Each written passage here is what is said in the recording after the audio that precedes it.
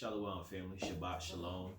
Soul food topic on tonight is the territory of Esau. It's going to bring out some precepts in the Bible that talk about so-called white man's ancient homeland and the territories that he has conquered through the blessing that was given unto him by his father Isaac. We're just going to delve into it, okay? So first we're going to go to Genesis chapter 36, verses 8 and 9. I'll read that myself. Genesis chapter... Oh, you already there? That's the spirit then. That's the spirit. Genesis chapter 36, verses 8 through 9. And it reads, Thus dwelt Esau in Mount Seir. Esau is Edom. Verse 9. And these are the generations of Esau, the father of the Edomites in Mount Seir. So when Esau married his wives and lived once in the land of Canaan with his father Isaac and his mother Rebekah, he removed from that place and he went and dwelt in Mount Seir. I believe it was the Horites that dwelt there. He overthrew them, and the generation of Esau, the Edomites, dwelt in Mount Seir as his possession. Okay, from there we're going to go to Deuteronomy chapter 2, verses 4 and 5. Deuteronomy chapter 2, verses 4 and 5, and I'll read that.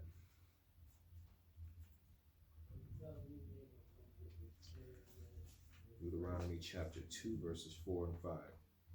And command thou the people, saying, Ye are to pass to the coast of your brethren, the children of Esau, which dwell in Seir, and they shall be afraid of you. Take ye good heed unto yourselves, therefore. Verse 5, meddle not with them, for I will not give you of their land, no, not so much as a footbreadth, because I have given Mount Seir unto Esau for possession. So the Most High is declaring in the book of Deuteronomy that Mount Seir is Esau's perpetual possession. That belongs to him. He's saying, look, don't even attempt to try to negotiate any land with your brother, quote unquote, your brother for his land, because all of that land belongs to him. I'm going to give you your own land, but don't ask him for any of his. That belongs to him. And furthermore, because they are the people of his curse, guess what the land is? It's cursed because they perform abominations. So the land is cursed. That's why he says you can't have a footbreadth. The land is cursed. You can't have it. Don't even ask for it. It's an abomination. So I've allowed them to have the abominable land because they are abominable. So don't ask for it. Okay, now we're going to go back to the book of Genesis, chapter 27, verses 38 and 40. I'll have you read that, Gail. Genesis chapter 27, verses 38 through 40. Oh, 38 through 40? Yeah, through 40. Yep. Okay. Genesis 27, 38 through 40. And Esau said unto his father, Hast thou but one blessing, my father? Bless me, even me also, O my father. And Esau lifted up his voice and wept. So he was upset because Jacob, by the Spirit of the Most High Yahweh, went in before his father using cunning, and his father Isaac blessed him with the great blessing. The blessing that the elder should receive. It was the will of the Most High that Jacob might receive it. Okay? And then when Esau and his father realized what had happened, Esau was upset. Okay? He was perplexed. Okay? He was downtrodden. He was melancholy. Okay? Macabre. He didn't know what to do, and he was crying because he knew that he wasn't going to get the chief blessing. He said, don't you have anything left for me? And these are the words that Isaac declared unto his son. He said, well, the chief blessing went to your brother. Ain't much left, but here, I'm gonna scrape up the crumbs, and this is the blessing I'm gonna give you. Of all the crumbs that's left, because your brother, he's got the lion's share, but here's the crumbs of the blessing. Here you go. Go ahead and read. Verse 39. And Isaac his father answered and said unto him, Behold, thy dwelling shall be the fatness of the earth, and of the dew of heaven from above. And by thy sword shalt thou live, and shalt serve thy brother. And it shall come to pass, when thou shalt have the dominion, that thou shalt break his yoke from off thy neck. Okay, so when you look at the beginning of the blessing that is given to Esau by his father Isaac, the terminology and the language used there is very similar to the blessing given to Jacob, described in verse 28. Verse 28 says, therefore God give thee of the dew of heaven and the fatness of the earth and plenty of corn and wine. Move back down to 39 and it reads, and Isaac his father answered and said unto him, meaning Esau. So these are two different blessings, but listen to how similar they sound. To him, behold, thy dwelling shall be the fatness of the earth and of the dew of heaven from above.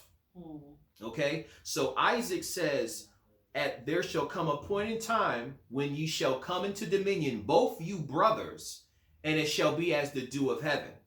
Okay, and the fatness of the earth.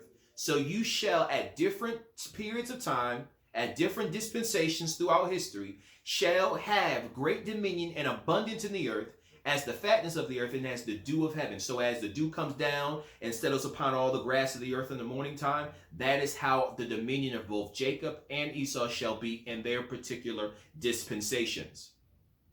But there's one caveat. There's a huge difference between how Jacob shall receive his blessing and how Esau shall receive his blessing. So if you go back to verse 28, describing Jacob's blessing, it says, therefore God give thee of the dew of heaven and the fatness of the earth and plenty of corn and wine. And 29 saying, let people serve thee and nations bow down to thee. Be Lord over thy brethren, and let thy father's sons bow down to thee. Cursed be everyone that curseth thee, and blessed be he that blesseth thee. So God shall orchestrate this glorious exaltation of this nation of Israel. Okay, and that nation shall bow down to you and serve you, and you and your brother, or you shall rule over your brother. Move back down to verse 38 for Esau's blessing. 39. And Isaac his father answered and said unto him, behold, thy dwelling shall be the fatness of earth and of the dew of heaven from above. Verse 40.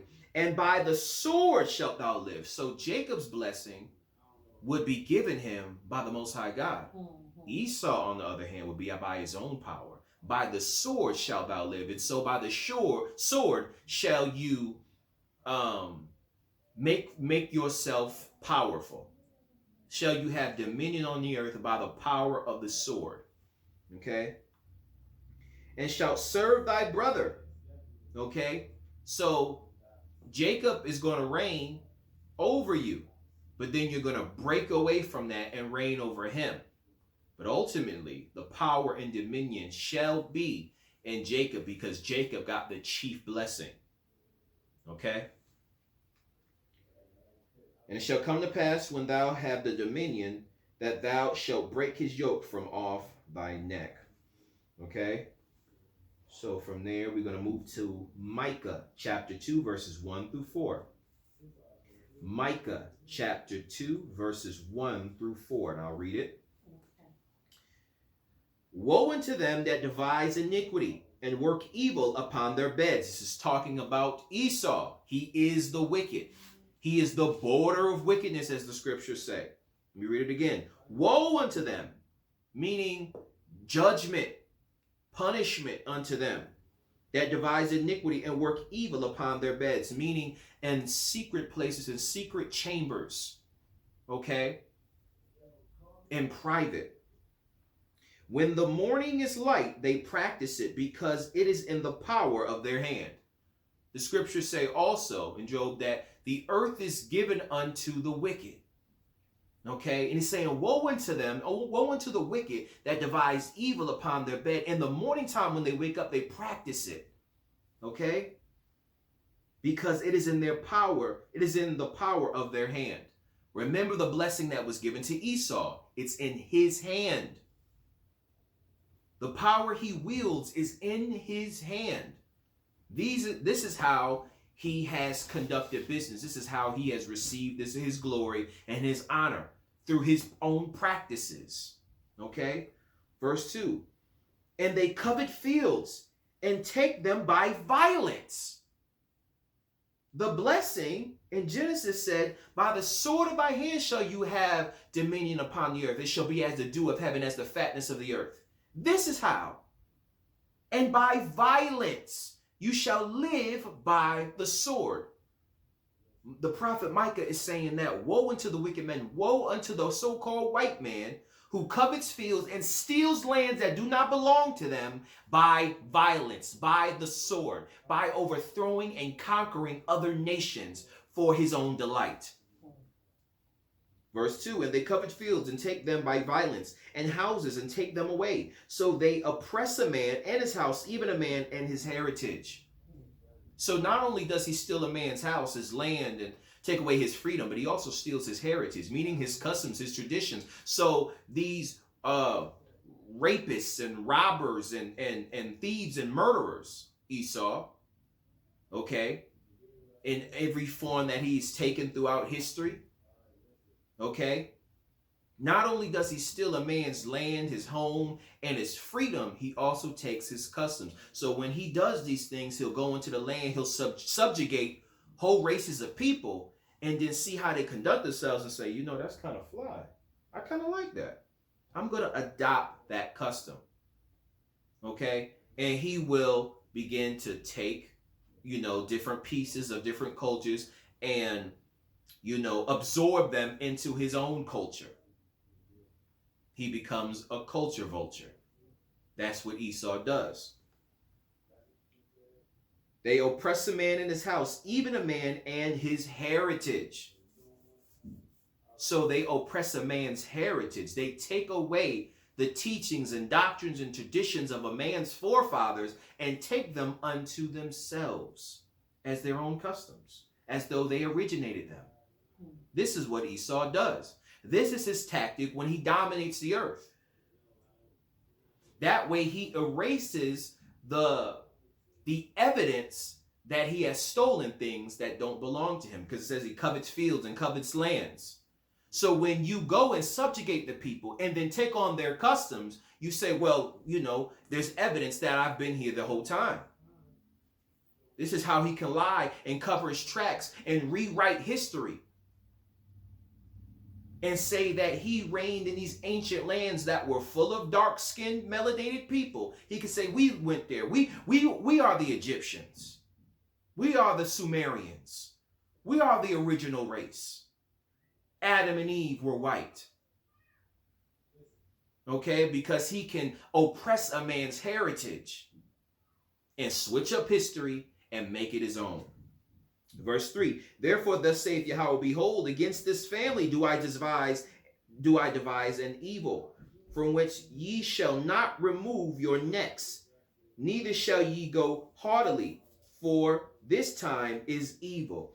So, according to the blessing that Isaac gave unto Esau, he said, you're going to be under your brother's foot until you break his yoke from off your neck. But the Heavenly Father is saying through the prophet to this family, the family of Esau that dwelt in Mount Seir, but were not comfortable. They were not content. They were not complacent in the possession that was given them. They coveted other lands. Let's expand our empire from Mount Seir into all the nations of the earth. Okay? The Most High is saying, although Isaac promised that you would break the yoke of your brother's neck and reign, he's saying, therefore, thus saith Yahweh, behold, against this family do I devise an evil, from which ye shall not remove your necks. So although for a time you broke out from under your brother's Jacob's dominion and reigned, he's saying, look, I'm going to strengthen your brother's hand to put you back under subjection, and you ain't going to have no power to remove yourself from under this rulership. Because Yahawashi is going to be in power, and he's going to subjugate Esau and devise the evil from the Heavenly Father on this wicked family because of all the evils that he has multiplied in the earth. Let me read verse 3 one more time. Therefore, thus saith Yahweh, behold, against this family do I devise an evil, from which ye shall not remove your necks, neither shall ye go haughtily, for this time is evil. Verse 4, and that day shall one take up a parable against you, and lament with a doleful lamentation, and say, we be utterly spoiled. He hath changed the portion of my people. How hath he removed it from me? Turning away, he hath divided our fields. This is the fate for the so-called white man, Esau. Okay, from there we're going to go to Psalms chapter 73, verses 8 through 12. I have you read that. Psalms chapter 73, verses 8 through 12. Psalms chapter 73, verses 8 through 12. Okay. Psalm 73, 8 through 12. They are corrupt and speak wickedly concerning oppression. They speak loftily. Hold on. Okay.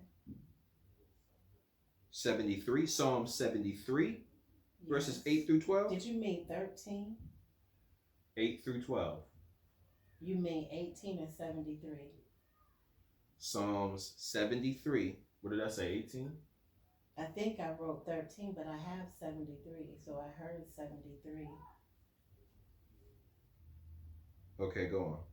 They are corrupt and speak wickedly concerning oppression. Salakia, I'm looking at verse 4. So I'm saying 8 through 12, but I'm looking at 4. I'm like, that's the wrong thing, because I'm not looking at the right thing. So go on. You were in the right place. Go on. They are corrupt and speak wickedly concerning oppression. They speak loftily. That is Esau to a T. When the black man, the so-called black man, talks about oppression, talks about the slavery that existed in this nation, and you bring these things up to Esau, right? What is his attitude? Read it again.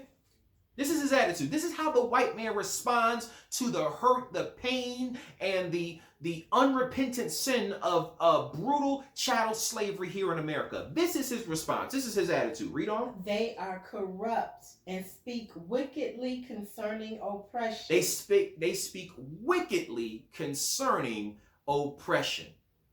How is it that the so-called white man speaks wickedly concerning oppression? Well, that was my forefathers. I didn't do it.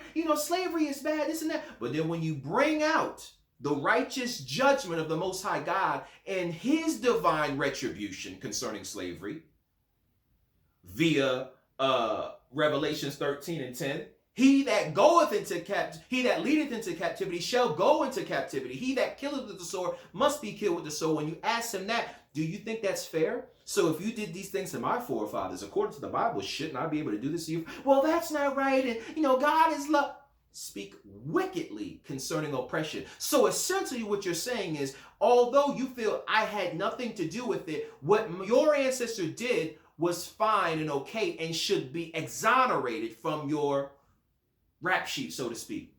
The Most High God should let it go.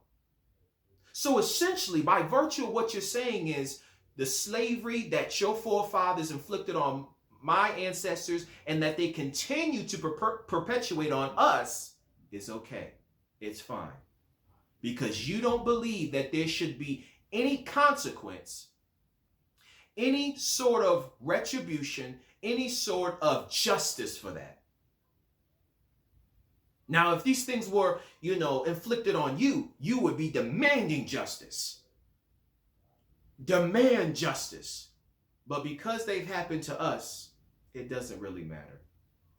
The judgment of the Bible, the judgment that is declared in the Bible is, that just,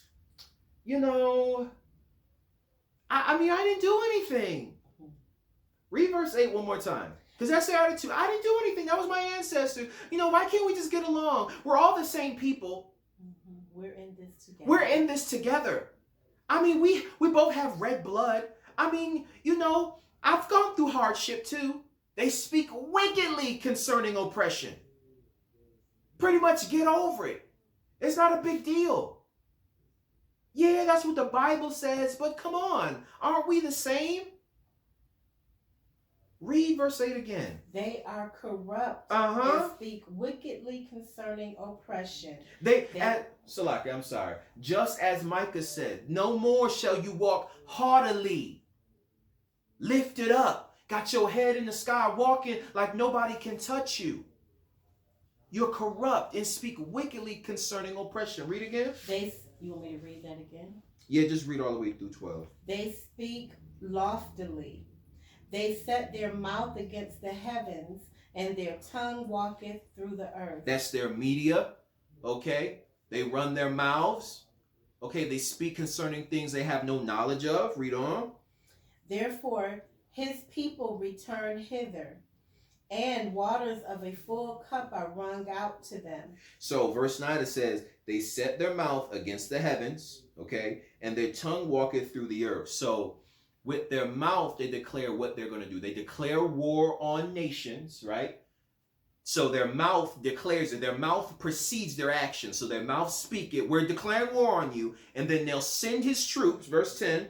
Therefore his people return hither. So they go out, they conquer nations, and they return back with resources, with riches, with abundance. Verse 10, therefore his people return hither, and waters of a full cup are wrung out to him. So he can wring out the nations, and it fills the cup up full.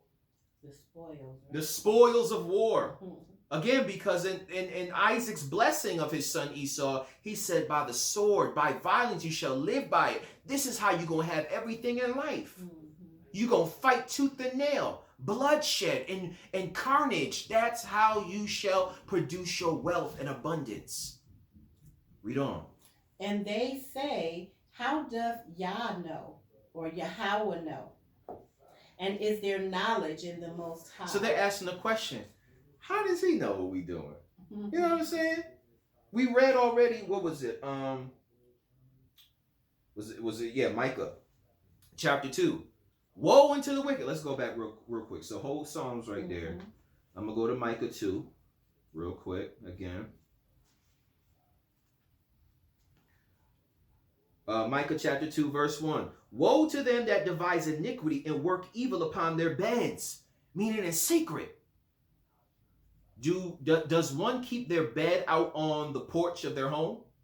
Do they keep it in the front lawn? Do they keep it in the living room? No, someone's bed is where they sleep, okay, and it's kept in their bedroom, a place that's not public to everybody. It's a private place, okay? So woe unto them that devise iniquity and work evil upon their beds and their secret places, all right? When the morning is light, they practice it. So as soon as they get up, they talking some wickedness. Let's go back to Genesis real quick. Let's go to Genesis, I believe it's chapter 6, I want to say.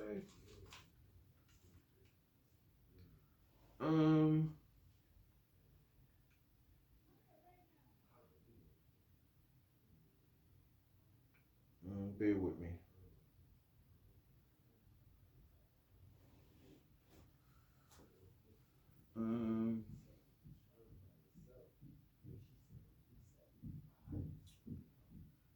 What does it say?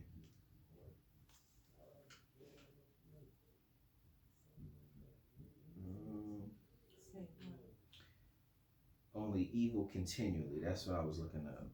Oh, but, man, thing. Yeah. Where he won't forgive them. Yeah, where is it at here? It should be what chapter 6.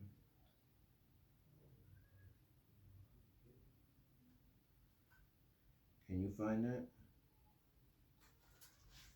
Okay, here it is. Verse 5. I'll skip right over it. So Genesis chapter 6, verse 5. And God saw that the wickedness of man was great in the earth, and that every imagination of the thoughts of his heart was only evil continually. Okay, that was the ancient world. And that same spirit is on Esau, is on the wicked. So Micah 2, verse 1, woe unto them that devise iniquity and work evil upon their beds. When the morning is light, they practice it, because it is in the power of their hand. Okay? So when the morning time comes, they love thinking about some evil to devise. They think about it continually. Go back to Psalms. Verse 12. Behold, these are the ungodly who prosper in the world. They increase in riches. That's Esau. That's Esau. According to the blessing that was given him by his father in the book of Genesis. This is how he gets his riches. These deceitful, cunning, iniquitous acts he performs is how he gets rich. This is how he gets wealthy. He rapes the nations of their power, of their wealth, of even their heritage, the scripture says, and takes it unto himself and makes it his own. Okay? From there, we're going to Malachi chapter 1, verse 4. I'm going to read that real quick. I want you to stay in Psalms and grab me 137, 7 through 9. So I'm going to read Malachi real quick. 1 through 1 and 4. Whereas Edom saith, we are impoverished, but we will return and build the desolate places. Thus saith Yahweh of hosts, they shall build, but I will throw down. And they shall call them the border of wickedness, and the people against whom Yahweh hath indignation forever. So you see also, was it Micah? Keep forgetting what it said there, but yeah, so in Micah chapter 2, he says, look, verse 3, therefore, thus saith Yahweh, behold, against this family do I devise an evil, from which ye shall not remove your necks, neither shall ye go haughtily, for this time is evil. All right, and they shall write a parable about it. It's going to be so bad, they're going to be writing articles about it. Okay, I'm going to bring this destruction on you because you think you bad stuff, huh? I'm going to stomp your behind down to the ground. The same thing is echoed here in the book of Malachi. Whereas Edom saith, but first he just called you wicked, right? Malachi, he made it specific. I want you to know exactly who I'm talking to. The children of Edom. But then he even relates Edom back to that same term, the wicked. Whereas Edom saith, we are impoverished, but we will return and build the desolate places. So it's like, all right, yeah, we went through a hardship, but we'll come back better than ever. Let's make America great again. All right? Thus saith Yahweh of hosts, they shall build, but I will throw down. And they shall call them the border of wickedness. The same thing that was said in Micah. Woe unto the wicked. All right? And the people against whom Yahweh hath indignation forever. That's that evil family that the Most High gonna whoop up on in the last day. All right, go ahead and read Psalms 137, 7 through 9. Remember, O Yahweh, the children of Edom in the day of Jerusalem, who said, raise it, even to the foundation thereof. So remember Edom.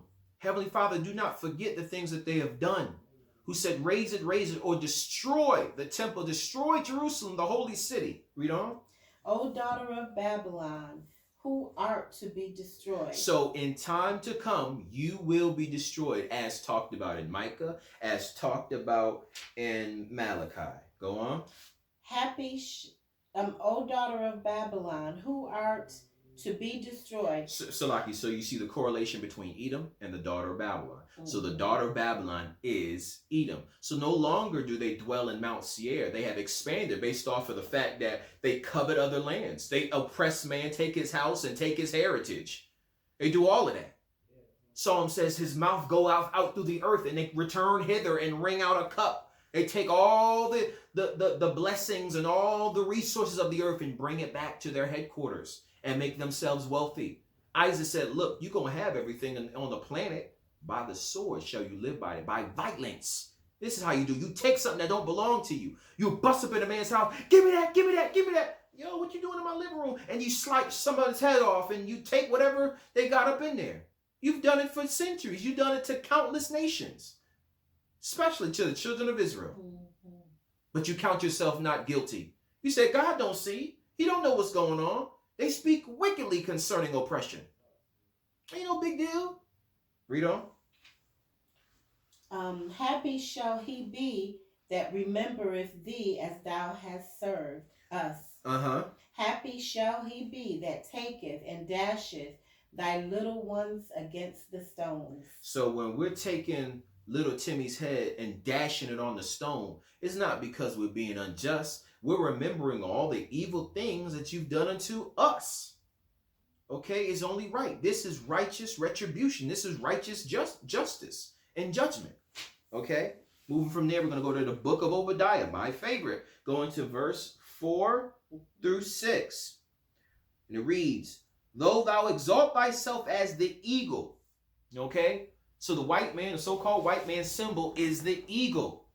Okay, so, but it's not only the fact that he depicts himself as an eagle in his different insignias, you know, and flags and logos and things of that nature, because even, you know, the U.S. Postal Service, what is their logo? Eagle. An eagle. Okay, think about what's said in Psalms, that his mouth goes to and fro. He goes into the head. He reaches up to the heavens.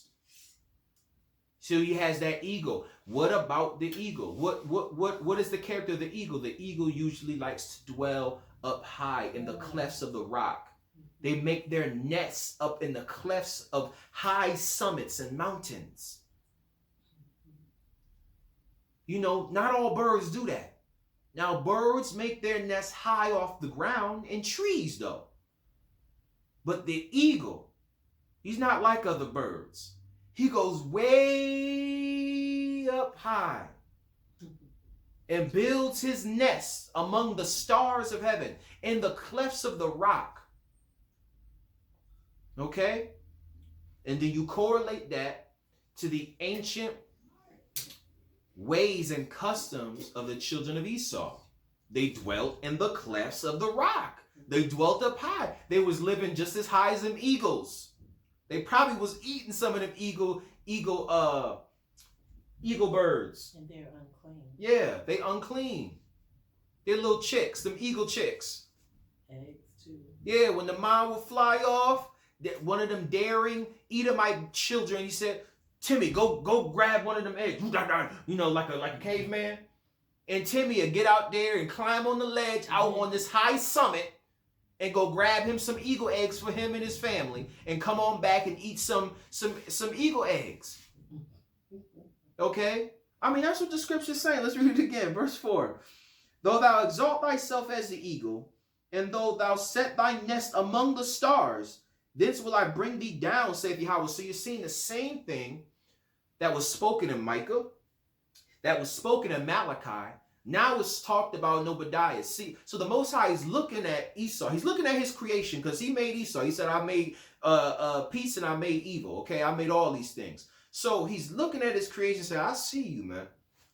I see you. You have your residence way up high. You dwell in the clefts of the rock. You make yourself like the eagle. You think to yourself, you know, we were once impoverished, but we shall build the desolate places. We're going to make this empire greater than it ever has been. We'll make America great again. We're going to expand. Okay? We're going to rebuild. We're going to be more innovative. We're going to have more state-of-the-art technology. We're going to call and summon the power of our gods to bring us greater dominion and greater power. The Most High looking at you like, okay.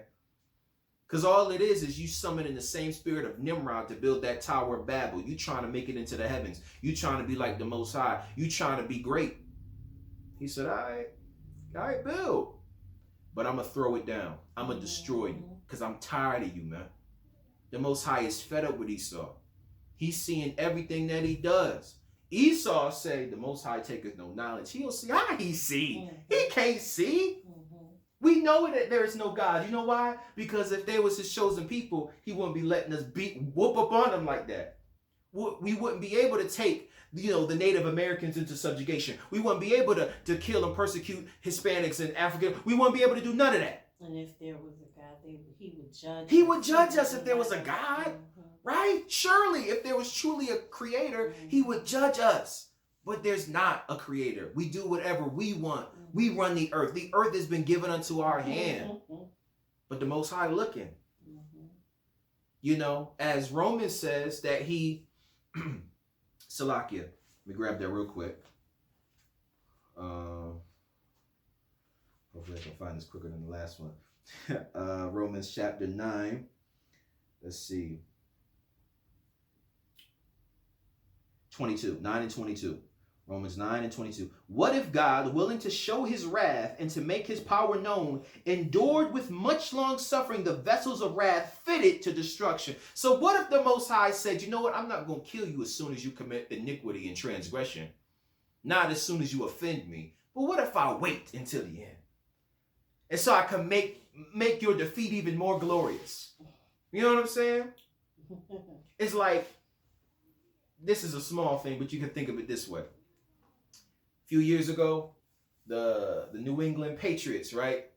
They were trying to have an unbeaten season. They were trying to go perfect, right?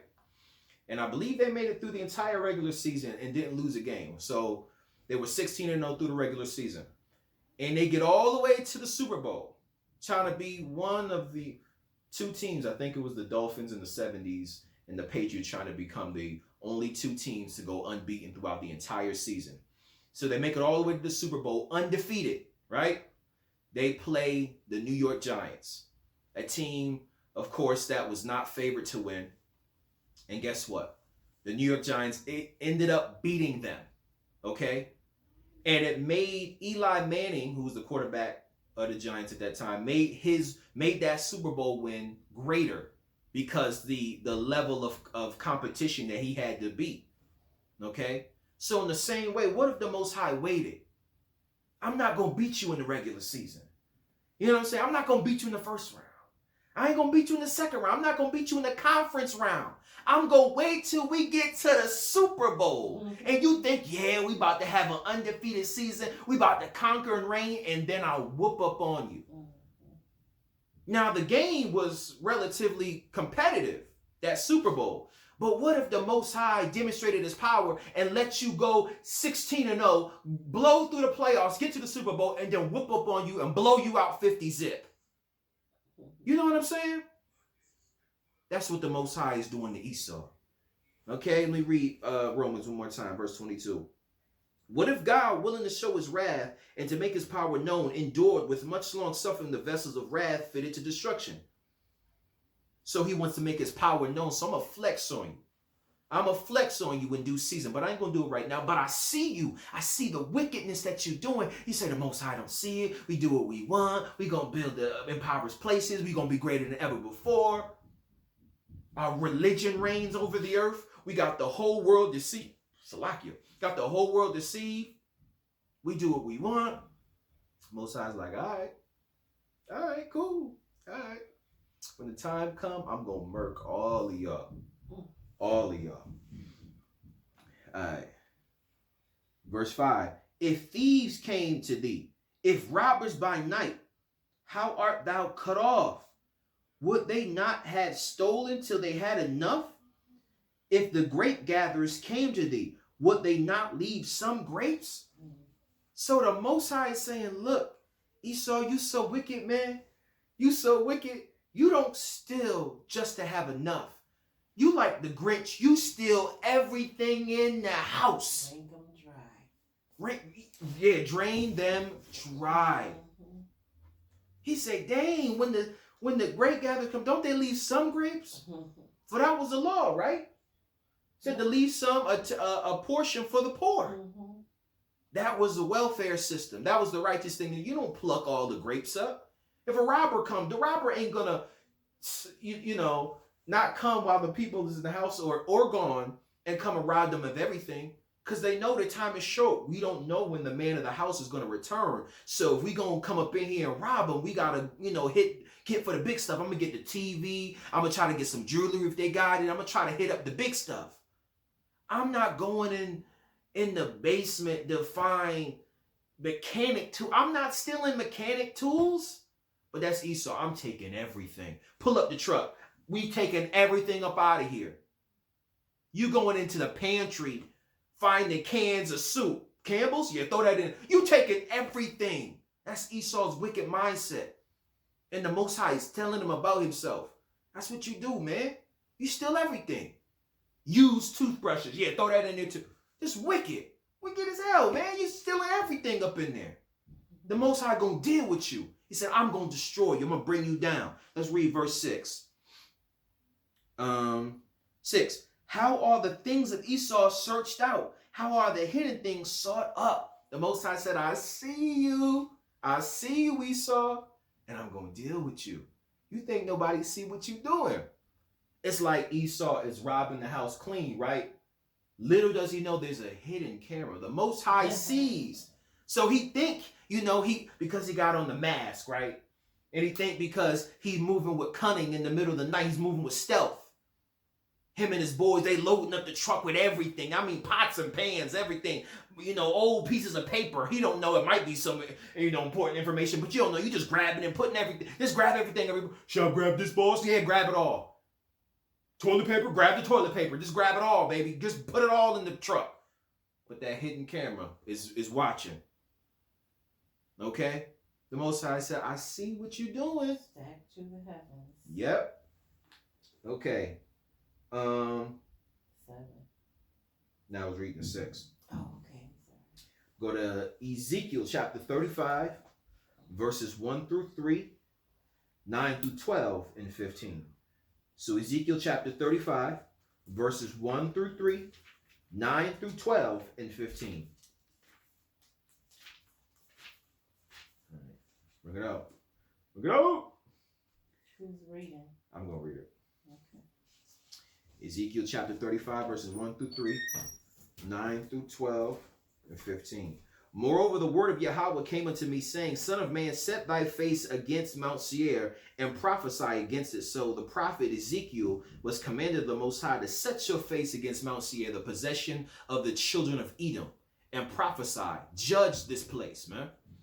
Judge their homeland. Verse 3, and say unto it, Thus saith Yahweh, Behold, O Mount Seir, I am against thee. You're seeing the same thing from Micah to Malachi, Psalms, Obadiah, and now in Ezekiel. All the prophets of the Most High God are declaring the same thing when it comes to Esau. He's not saying, I'm going to have mercy, and I'm going to show kindness, and I'm going to have compassion. That's not the thing the Most High is saying. He's saying, look, Son of man, set thy face against Mount Seir and prophesy against it, and let them suckers know I am against thee. I'm fed up with you. I'm done with you. I'm about to put you to death. Let's keep reading. And say unto, Thus saith Yahweh, Behold, O Mount Seir, I'm against thee, and I will stretch out my hand against thee, and I will make thee most desolate. Most desolate. Okay, 9 through 12. I will make thee perpetual desolations. Meaning that I'm not just going to destroy you like one time, and because you know how it said, where is it? I keep forgetting what else was the Psalms. I'm sorry, Malachi. Says, you know, we shall build up the impoverished places. We shall build up the desolate places. We're going to make it better than it was before. He's saying, no, I'm not just going to I'm just not going to make you desolate. I'm going to make you a perpetual desolation. Meaning this desolation, this destruction will be so grand, you're not going to even know where to begin to try to rebuild anything. You're not going to have any power, any strength, any know-how, any place to rebuild. Perpetual desolations. Okay? We at verse 9, I will make thee perpetual desolations, and thy city shall not return, and ye shall know that I am Yahweh. So when this thing happens, and you see that you're under subjugation to the children of Israel, and the Most High's foot is on your neck, you're going to know that I'm the Most High. You thought I wasn't watching? When you stole everything from my people, and you brought them under terror and cruel bondage? When you afflicted them and oppressed their heritage? What, you thought I didn't see it? I know that's what you thought. I know that's what you said. When you were performing wickedness upon your beds and you were practicing iniquity as soon as the morning came up, you thought no one took knowledge. I was going to repay you for every wicked thing you done did. Psalm said, Father, forget not the things Esau has done. Paraphrasing. Happy is he who repays them all for, you know, how it says, you know, all the things that she has done unto us, that we repay her, the daughter of Babylon. Let's see. Where we at? Verse 10. Because thou hast said, now remember what it said in Micah, that thou covetest lands, covet fields. Okay? Verse 10, it says, because thou hast said, these two nations and these two countries shall be mine, and we will possess it, whereas Yahweh was there. So you thought no one was going to stop you. So you said to yourself, you know what?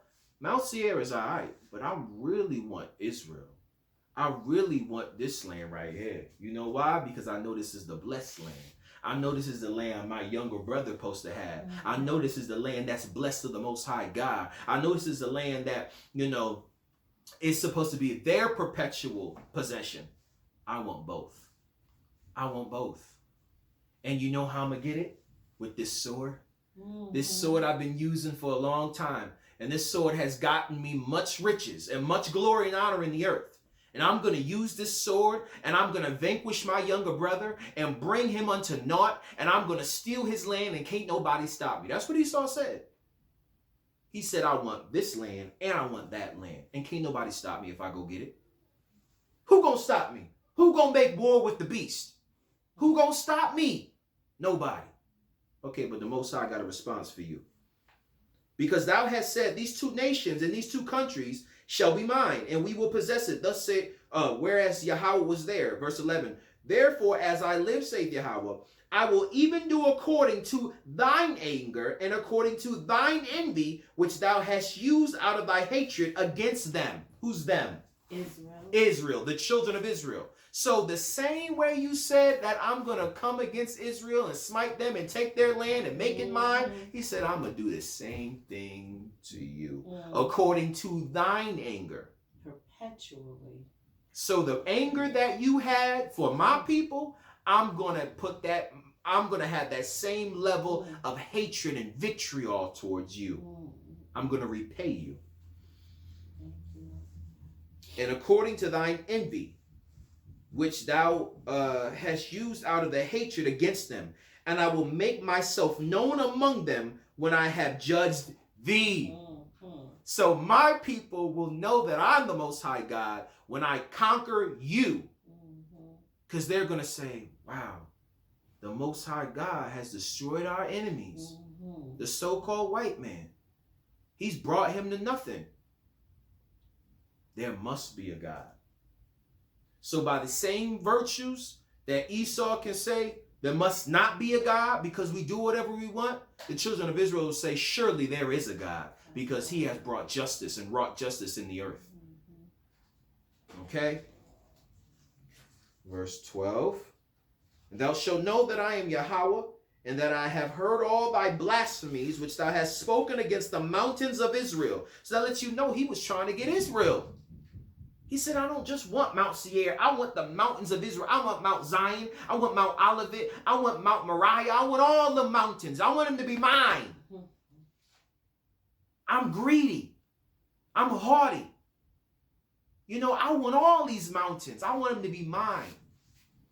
So that I can erect my own high place upon these mountains. So that I can worship the God of forces. A God that my fathers knew not. I want to defile this land and do what I want on these mountains. Have, you know, orgies and what's it called? He's just talking about it upstairs. Not pedophilia, but the ancient word. Periphus is something. I forget what it's called, but it's what the Grecians developed. Okay? Alexander the Greek. Okay? When he set up his kingdom according to First Maccabees. Okay? And he divided it unto his 4 generals, right? And their sons took upon themselves the crown. It says in the scripture that evils will multiply in the earth. Okay? And the Greek custom was for men to lay down with the boys, to fondle them and to molest them. Pedophilia.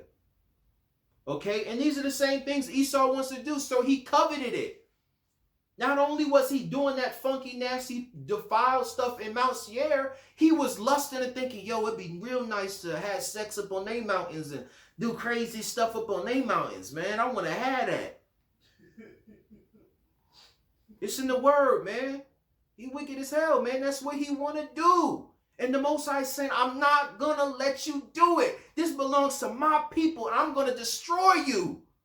I'm going to destroy you according to thine anger and according to thine envy. That same envy when you sat up and was looking like, yo, I got to have them people. I got to have their heritage. I got to have their land. I'm about to, yo, let's get our swords together. Let's make us ourselves an exceeding host and go and conquer the children of Israel. He said, I'm going to do the same thing. Because I'm sitting in heaven. I'm looking at you. I'm saying, I'm about to destroy you. I'm about to wipe you out. I'm about to murk you, bruh. And the Most High going to bring his exceeding army and destroy you from off the face of the earth. Calm. Verse 12, one more time. And thou shalt know that I am Yahweh, and that I have heard all thy blasphemies which thou hast spoken against the mountains of Israel, saying, these are laid desolate. They are laid desolate. They are given us to consume. So because the Most High punished his people, you thought that was a golden pass for you just to snatch up their possessions? You know what I'm saying? That's like because a dude went to jail, for a couple months, you just come up in his house and just steal everything up in there? But that was Esau's mentality. He's an opportunist. I'm just going to, he not there? Oh, yeah, I'm about to sneak up in there. I always wanted that TV. I always wanted that. That couch is real nice, man. That was Esau's mindset. Verse 15. Right, verse 15, yep. As thou didst rejoice at the inheritance of the house of Israel, because it was desolate, so will I do unto thee. Thou shalt be desolate, O Mount Seir, and all Idumea, even all of it, and they shall know that I am Yahweh. So it didn't just say Mount Seir, which is his headquarters, but all of Idumea, meaning the region wherein the children of Esau, the children of Edom, dwelt and resided. Ancient Idumea isn't populated by the Edomites today. Okay, I'm sure there's a whole bunch of Arabs that occupy that land. So what is Idumea today? That's the daughter of Babylon and the EU and all the different territories and regions upon the face of the earth in the modern day that Esau reigns over. Most High said, I'm not only going to murk Mount Seir, but I'm going to destroy all of Idumea. I'm going to lay it waste. I'm going to destroy it. It's going up in flames. Because you said in your heart that I'm going to take this land. I'm going to kill these people. I'm going to do whatever I want and can't nobody stop me. That's what you said. That's what you said. Now I'm going to repay you for everything that came out your mouth. All these blasphemies, the scripture says. All right? From there, Gal, I have you grab 2 Esdras chapter 6, verse 9. 2 Esdras chapter 6, verse 9.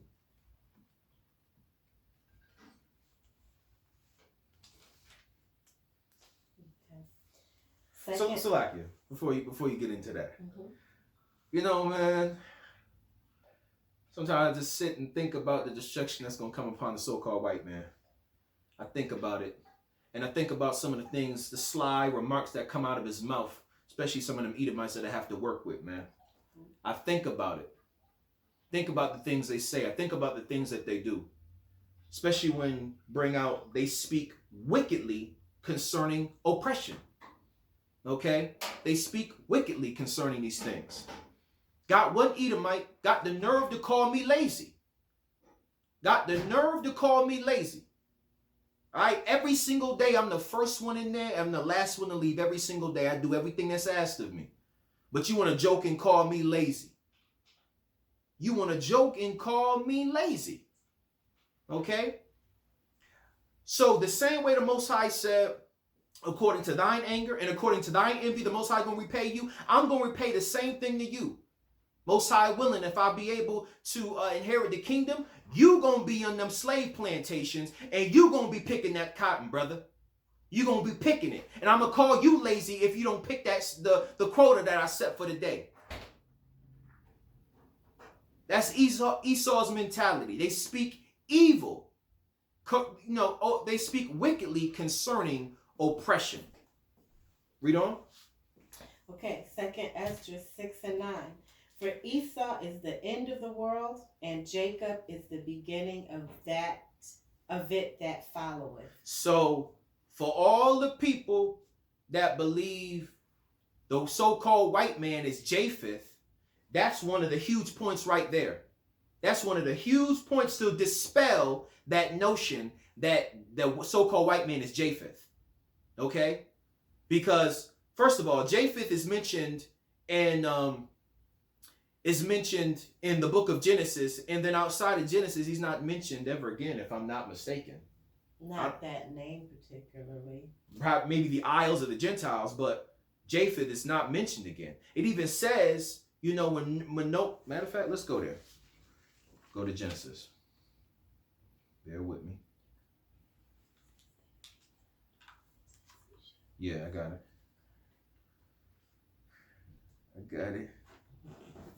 Let's bring it out. Bring it out. Let's see. Where we at?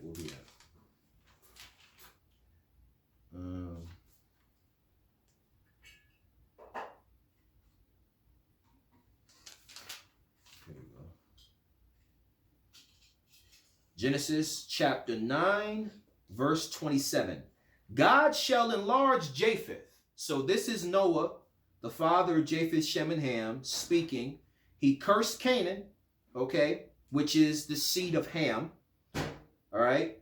But this is what he says concerning Japheth and Shem. God shall enlarge Japheth, and he shall dwell in the tents of Shem, and Canaan shall be his servant. So Japheth shall be blessed. Those are the isles of the Gentiles. But it says, he shall dwell in the tents of Shem. So the Japhites shall be in the tents of the Shemites, or the Semites, if you will. How can I put this? I'll put it like this. If you have two men, right? One man lives in another man's house. His tent is his house. That's his residence. That's where he lives. If one man lives in another man's house, whose house is it? It's the house of the man, who owns it. Not the guy who has just living there with him. Okay? So the same way, Japheth, it's not Japheth's tent. It's Shem's tent. Okay, so who has the dominion? Shem, not Japheth. So that means that Japheth, to some degree, will be subject to Shem. But is it all the seed of Shem? No, as you read, pursuant to 2 Ezra 6 and 9, the seed of Shem in which Japheth will dwell in is Esau. Esau, meaning that he shall overtake and intermix with Japheth and become one people. Even Yasher says that they became one people. Now in Yasher, when you read that, it talks about that the king of, I forget what land it was, that they had dominion. But it says even in the curse that your brother shall reign over you, and you shall break the yoke from off your neck. So even when the king of the Gentiles reigned over Esau, at some point he broke the yoke from off their neck and reigned. Well, who was Kittim a part of? Jasher? Yeah. So Kittim, it says in somewhere that Kittim and Esau became one. Or That's what I'm talking. That's what I'm talking about. Yeah. That's what I meant to say. Yeah, the ruler of Kittim or Shittim. Shittim, or whatever. Same thing. Yeah. So they became one, but Genesis 9 and 27 says that Japheth shall dwell in the tents of Shem. So Japheth essentially was absorbed into Shem. Not all the seed of Shem, but Esau.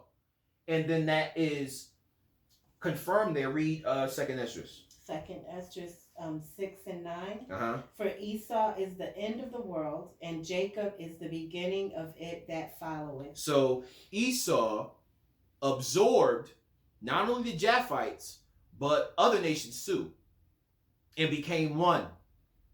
Okay, because remember what Micah said. Not only does he steal a man's land, not only does he steal a man and kidnap him and take his house, he also oppresses his heritage. So he takes these things and makes them his own. Esau really think he's multiracial or something. He just go and steal different heritages and languages and traditions and customs of all the different nations and say it's his. That's what he does. Esau literally does that. And you see that through the history, through the Greek Empire and through the Roman Empire. They went and conquered nations and then adopted different customs and added to them or imposed their customs on these other nations that they subjugated, and they became one people. He overtook them. He absorbed them. Their men would rape their women and produce their seed. So the white man is not Japheth. The white man is Esau. Okay?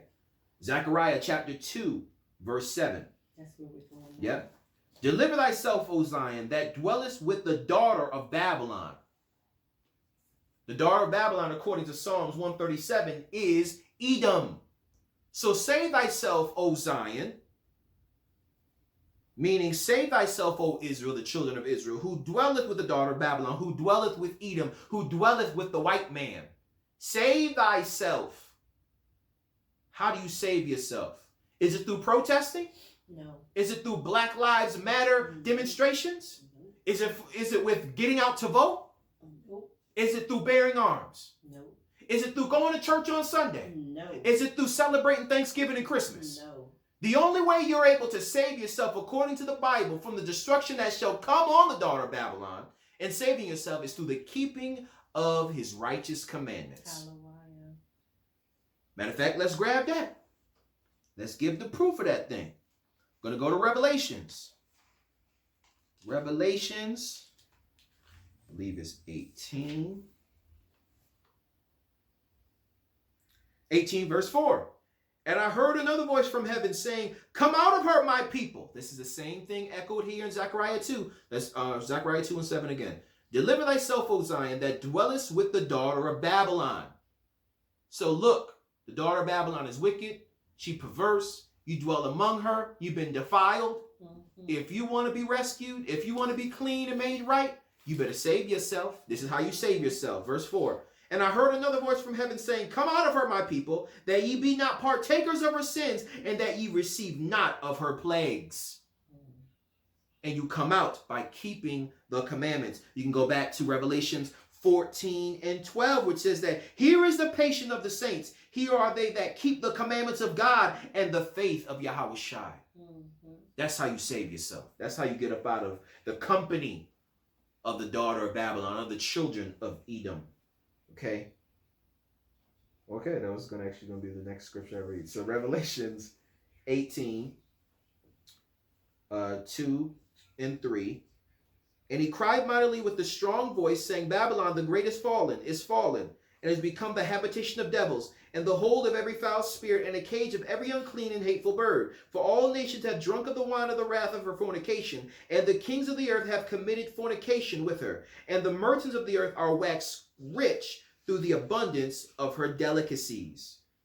Verse 7 through 10. How much she hath glorified herself and lived deliciously. So much torment and sorrow give her. For she saith in her heart, I sit a queen, and am no widow, and shall see no sorrow. Therefore shall her plagues come in one day, death and mourning and famine, and she shall be utterly burned with fire. So for strong is Yahweh who judgeth her. To 10. And the kings of the earth who have committed fornication and lived deliciously with her shall bewail her and lament for her when they shall see the smoke of her burning. Verse 10, standing afar off for the fear of her torment, saying, Alas, alas, that great city Babylon, that mighty city, for in 1 hour is thy judgment come. Okay, so that's the territory of Esau. And he reigns now. And if we want to be saved, we better be keeping these commandments so that we can be spared from the plagues that shall come upon this place. Because you saw from like 4 or 5 different prophets who declared and echoed the same spirit of the Most High to Esau. Look, I see what you've been doing, and I'm fed up, and I'm about to kill you. I'm about to destroy you because I've seen everything you've done. I heard all the blasphemies you've uttered out of your mouth. I've seen the enviousness of your heart. I've seen your hatred towards Israel. I've seen your covetousness. I've seen it all. It's all recorded. The angels got it written down, and it's just a matter of time. According to Romans chapter 9, verse 22. What if the Most High waited, okay, and showed long suffering? Let his power be seen to demonstrate his wrath on those vessels fit for destruction. Paraphrasing. So he's just waiting until the appointed time, and when that time comes, he's going to wipe Esau off the face of the earth. Mm-hmm. Wipe them off the face of the earth. Kwam Yashala. Shalom, family. Shalom.